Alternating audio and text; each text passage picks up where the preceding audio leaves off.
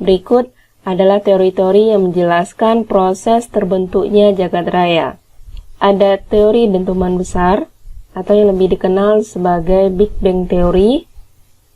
Yang kedua, teori mengembang atau deoscillating theory. Yang ketiga adalah teori keadaan tetap. Yuk kita bahas satu persatu mengenai teori pembentukan jagat raya ini. Yang pertama, teori Big Bang. Silakan dilihat gambar ini bahwa teori Big Bang ini berasal dari jagat raya dahulunya memiliki massa besar dan suhu yang sangat tinggi, di mana jagat raya terbentuk dari ledakan dasar dari massa besar ini yang terjadi kira-kira 13.700 juta tahun yang lalu. Akibat dari ledakan besar ini, materi-materi yang jumlahnya sangat banyak terlontar ke segala penjuru di alam semesta. Sehingga yang awalnya suhunya sangat tinggi, lambat laun akan mengalami pengurangan sampai saat sekarang ini, sehingga di jagat raya itu sudah terdapat bermiliar galaksi. Itu untuk teori dentuman besar. Galaksi menurut bentuknya. Galaksi berasal dari bahasa Yunani galaxias yang artinya susu. Hal ini mengacu pada galaksi Bima Sakti atau Milky Way. Tahukah kids, ternyata nggak semua galaksi bentuknya sama loh. Walaupun bentuknya nggak sama dengan galaksi Bima Sakti, kelompok bintang itu tetap disebut galaksi. Edwin Hubble menggolongkan galaksi menurut bentuknya. Spiral. Galaksi ini bentuknya seperti spiral berputar. Ada bagian tengah sebagai intinya dan ada lengan spiralnya.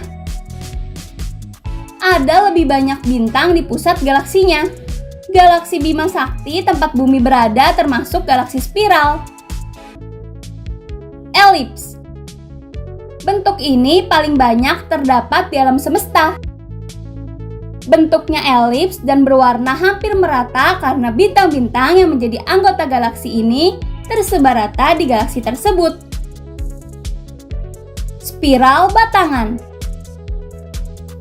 Bentuk galaksi ini seperti galaksi spiral, hanya saja lengannya terlihat lebih padat oleh bintang-bintang. Lengannya terlihat seperti batang yang menghubungkan ujung-ujung galaksi. Tak beraturan. Galaksi ini bentuknya nggak beraturan. Bintang-bintang bertebaran di seluruh galaksi ini, namun masih dalam kelompoknya. Galaksi Bima Sakti. Galaksi Bima Sakti ditemukan pada 18 Juli 1783 dan terdiri dari 400 miliar bintang dengan garis tengah sekitar 130.000 tahun cahaya. Galaksi Andromeda. Galaksi Andromeda juga disebut Andromeda Nebula. Galaksi Andromeda memiliki diameter hampir 200.000 tahun cahaya. Andromeda terletak sekitar 2.480.000 tahun cahaya dari bumi. Pada awalnya Andromeda dianggap sebagai komponen Bima Sakti. Namun pada 1920, astronom Amerika menentukan jika Andromeda merupakan galaksi terpisah di luar Bima Sakti.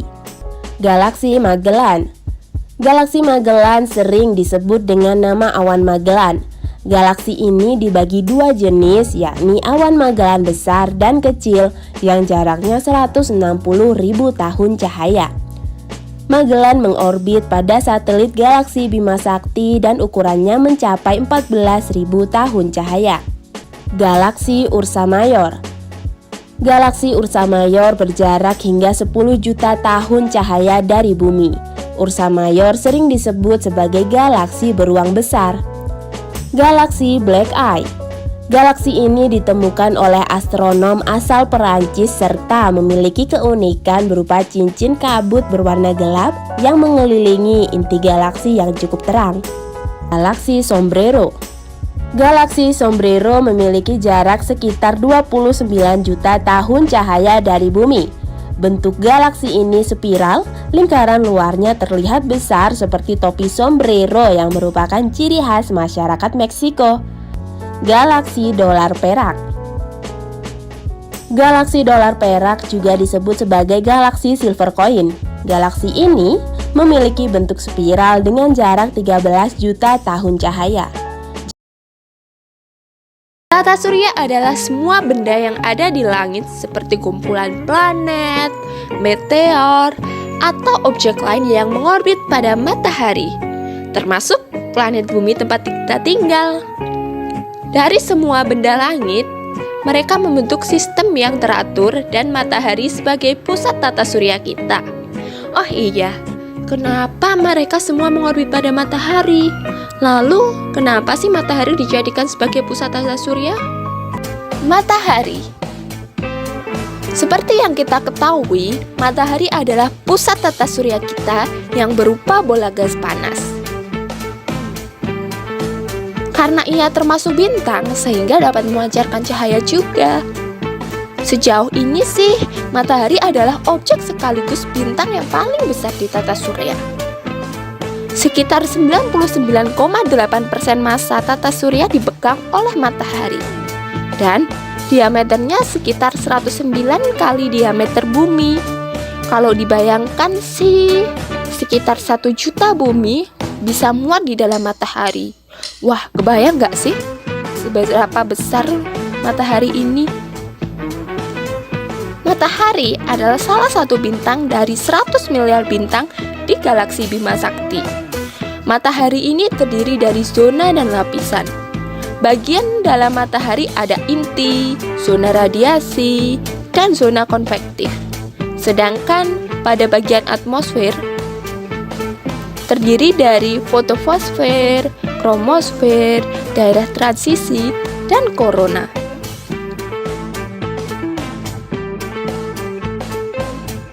Planet. Planet adalah benda langit yang tidak bisa memantulkan cahaya karena ia bukan bintang. Namun, planet bisa memantulkan cahaya dari bintang yang diterimanya. Kamu udah tahu belum planet dalam tata surya kita ada apa aja? Merkurius. Planet pertama yang akan kita bahas adalah Merkurius. Planet yang terletak paling dekat dengan matahari dan termasuk yang paling kecil di antara planet lainnya. Merkurius mengelilingi matahari setiap 88 hari di bumi. Lama juga ya.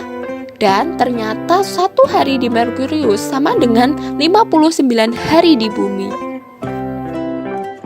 Planet selanjutnya adalah planet Venus. Kamu pernah dengar bintang kejora? Itu merupakan salah satu julukan dari planet Venus. Planet ini biasanya terlihat dari bumi pada sore hari. Terlihat seperti bintang, tapi tak berkelap-kelip. Namun, atmosfer planet Venus ini beracun. Diisi dengan karbon dioksida dan diselimuti awan tebal berwarna kuning yang mengandung asam sulfat. Awan tersebut membuat panas terperangkap di dalamnya. Hal inilah yang menyebabkan efek rumah kaca berlebih. Itulah mengapa meskipun Merkurius merupakan planet terdekat dengan matahari, namun Venuslah yang memiliki suhu paling panas di antara planet lainnya.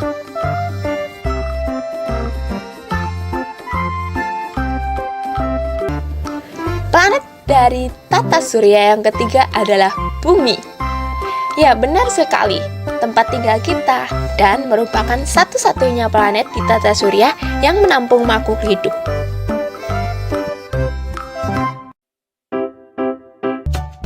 Mars. Dijuluki sebagai planet merah, Mars merupakan planet di urutan keempat dalam tata surya. Mars memiliki atmosfer yang sangat tipis, dingin, berdebu, padang pasir atau gurun. Planet Mars juga terkenal dengan gunung berapinya yang besar dan lembah yang dalam. Bahkan, planet ini merupakan yang paling sering terjadi badai angin dibandingkan dengan planet-planet lainnya.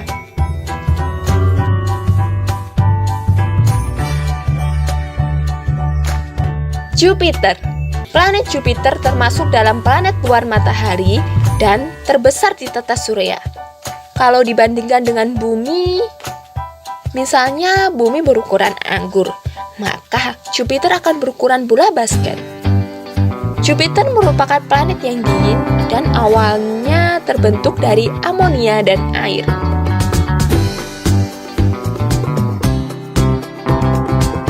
Saturnus. Planet yang satu ini unik loh, meskipun bukan satu-satunya planet yang memiliki cincin, tapi cincin Saturnus lah yang paling cantik. Cincin ini merupakan gumpalan es yang melayang dan mengorbit planet Saturnus dalam pita tipis yang tebalnya 1 mil.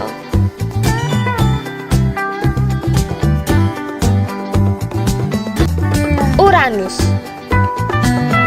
Uranus adalah planet pertama kali yang ditemukan dengan menggunakan teleskop. Meskipun planet ini berada pada urutan ke-7 di dalam tata surya, tetapi Uranus adalah planet yang paling dingin di antara planet lainnya. Planet ini memiliki ukuran 4 kali bumi loh.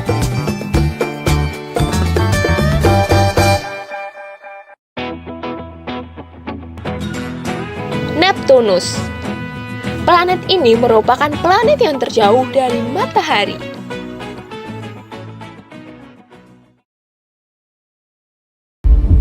Ini merupakan ledakan paling terang dan terkuat dalam sejarah alam semesta kita. Semesta kita pernah mengalami ledakan terdahsyat dan paling terang sepanjang sejarah. Peristiwa ledakan besar atau Big Bang ini telah jadi titik awalnya dan terjadi sekitar 13,8 miliar tahun yang lalu. Partikel dasar mulai menyebar ke segala arah, kemudian dingin menjadi materi. Lalu, materi ini membentuk masa depan alam semesta kita, termasuk semua galaksi, lubang hitam, bintang, planet, asteroid, dan kita semua. Ya, menurut teorinya, kita berasal dari rangkaian partikel serupa yang telah muncul pada saat Big Bang. Oke lah, lompat ke masa 4,6 miliar tahun yang lalu. Nebula ini akan jadi tata surya kita. Di dalamnya cuma ada sekumpulan debu, batu, dan bongkahan es kosmik. Gelombang kejut supernova dari berbagai arah mulai mendorong materi ke pusat yang sama, layaknya gelombang laut. Kemudian, semua materinya mulai menyusut di sekitar pusat gravitasi dan menjadi satu bongkahan besar. Serpihan yang tertarik ke dalamnya semakin banyak dan akhirnya menekan kuat titik pusatnya hingga terjadi reaksi nuklir. Naikin tekanannya dikit, kemudian muncul cahaya. Matahari kita pun mulai tercipta. 4,59 juta tahun yang lalu, planet gas raksasa Jupiter, Uranus, Saturnus, dan Neptunus pertama kali terbentuk. Semua planet ini terdiri dari gas, jadi permukaannya nggak padat. Sebagian ahli meyakini dulu ada planet gas raksasa kelima, tapi terlempar keluar dari tata surya kita. Lalu, 100 juta tahun kemudian, muncul nebula matahari. Bintang muda bersinar terang di pusatnya, lalu mengakumulasi debu dan gas di sekelilingnya, yang sebetulnya merupakan sisa materi dari nebula asli. Sama seperti sup yang sedang dimasak, bahan-bahannya terus berputar mengelilingi matahari, kemudian bercampur dan saling bertabrakan, hingga akhirnya terbentuk planet dan satelit. Begitu debunya berkurang, Merkurius, Venus, Bumi, Mars, sabuk asteroid, Jupiter, Saturnus, Uranus, dan Neptunus semakin terlihat jelas. Maksudnya apa? Maksudnya dibandingkan dengan pengamat di bumi. Jadi kalau misalnya ini matahari, lalu ada orbit planet gitu ya, misalnya ini planet yang lebih dalam, ada orbit Merkurius misalnya gitu ya, lalu ada orbitnya bumi, lalu ada orbitnya Mars, lalu ada sabuk asteroid gitu ya,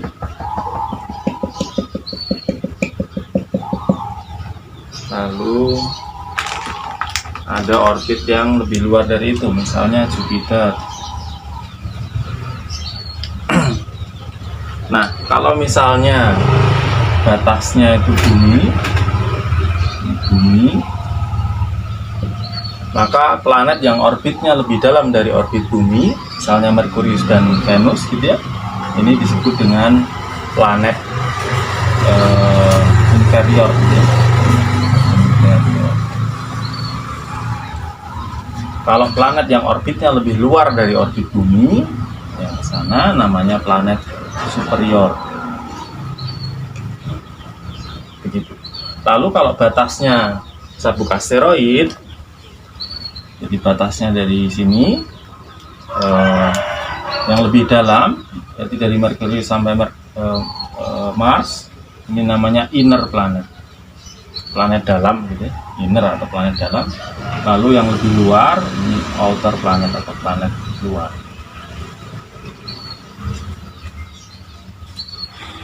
Nah, planet yang mirip dengan bumi seperti Merkurius, Venus, dan Mars itu disebut dengan planet terestrial. Ini berdasarkan kemiripannya dengan bumi, terestrial. Sedangkan planet gas yang mirip dengan Jupiter disebut dengan planet Jovian.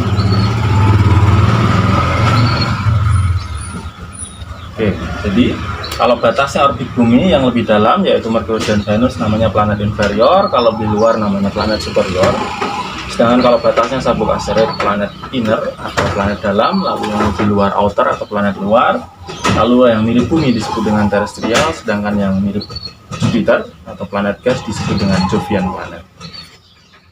Jika setiap malam kita sudah terbiasa melihat satelit alami bumi di langit, sampai saat ini kita mungkin masih asing dengan teknologi yang disebut satelit buatan. Jika dilihat dengan teleskop super, ternyata ada puluhan satelit sedang melayang di atas kepala kita.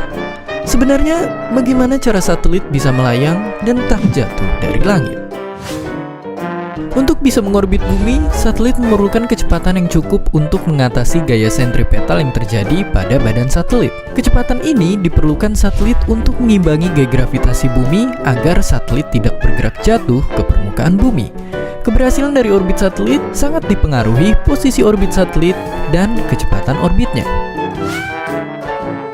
Posisi orbit satelit dibagi menjadi 3 berdasarkan jarak satelit dari permukaan bumi. Posisi orbit mempengaruhi kecepatan orbitnya. Semakin dekat jaraknya dengan bumi, semakin tinggi kecepatan orbit satelit. Bahkan untuk bisa tidak jatuh ke bumi, beberapa satelit mengorbit bumi hingga mencapai 80 kali lipat kecepatan mobil Ferrari. Kecepatan orbitnya pun harus pas, sebab kalau terlalu lambat, satelit akan tertarik gravitasi bumi, sementara kalau terlalu cepat, satelit akan keluar dari orbitnya. Sebetulnya selain untuk menemani bulan yang kesepian, ada banyak kegunaan satelit. Salah satu satelit yang sering kita gunakan setiap hari adalah satelit telekomunikasi. Satelit telekomunikasi berfungsi sebagai repeater dan memiliki transponder sehingga kita bisa berkomunikasi dua arah. Meskipun transmisi data satelit tidak secepat fiber optik, area jangkauan yang dilayani oleh satelit jauh lebih luas. Satelit juga menjadi sarana komunikasi penyelamat saat bencana. Sayangnya, satelit telekomunikasi harus pensiun setelah 15 tahun mengorbit. Dan negara kita pun Indonesia tak ketinggalan. Tanggal 15 Februari nanti, Telkom Indonesia akan meluncurkan satelit Telkom 3S. Dengan satelit Telkom 3S ini, internet dapat segera kita nikmati di seluruh wilayah Indonesia, Asia Tenggara, dan sebagian Asia Timur. Diharapkan dengan adanya Telkom 3S ini, 30 juta rumah tangga Indonesia di wilayah 3T akhirnya bisa menikmati internet dan pemerataan broadband ke seluruh wilayah Indonesia. Dengan lancarnya akses komunikasi, pertumbuhan ekonomi juga akan semakin meningkat. Tapi hati-hati, sekarang alasan no signal saat tidak mau menerima telepon pacar jadi tidak bisa dipakai lagi. Tentang rotasi dan revolusi bumi. Oh, bener juga. Kayak gasing, bumi berputar pada porosnya. Namanya rotasi bumi. Kalau nggak salah, karena bumi berotasi, jadi ada siang sama malam. Bagian bumi yang kena sinar matahari mengalami siang, kalau yang nggak kena sinar matahari mengalami malam. Tapi kita nggak bisa lihat rotasi bumi. Yang kita lihat itu namanya gerak semu harian. Oh, maksudmu gerakan yang membuat benda langit kelihatan bergerak ya? Iya, contohnya gerakan matahari terbit dari timur dan terbenam di barat. Makanya kita bisa tahu bumi berotasi dari timur ke barat. Oh iya, ada satu lagi loh akibat dari rotasi bumi, yaitu adanya perbedaan waktu. Jadi, ada 3 bagian waktu di Indonesia, Bol. Ada WIB, WITA, dan WIT. Kalau perbedaan waktu di seluruh dunia, gimana, Pipo? Bujur 0 derajat di kota Greenwich, Inggris, menjadi patokan pembagian waktu di dunia. Contohnya, kalau di Jakarta jam 7 pagi, di London masih jam 1 malam. Kalau revolusi bumi memerlukan waktu 365 hari untuk 1 kali putaran. Revolusi bumi memengaruhi perubahan musim di belahan bumi utara dan selatan. Kalau daerah di sekitar garis khatulistiwa, nggak terlalu terasa sih perubahan musimnya. Selain musim, ada lagi gak yang berubah? Ada, Bol. Waktu posisi bumi bagian utara jauh dari matahari, daerah itu mengalami musim dingin. Dan siang harinya kurang dari 12 jam. Sebaliknya, waktu bumi bagian utara dekat dengan matahari, daerah itu mengalami musim panas. Dan siang harinya lebih dari 12 jam.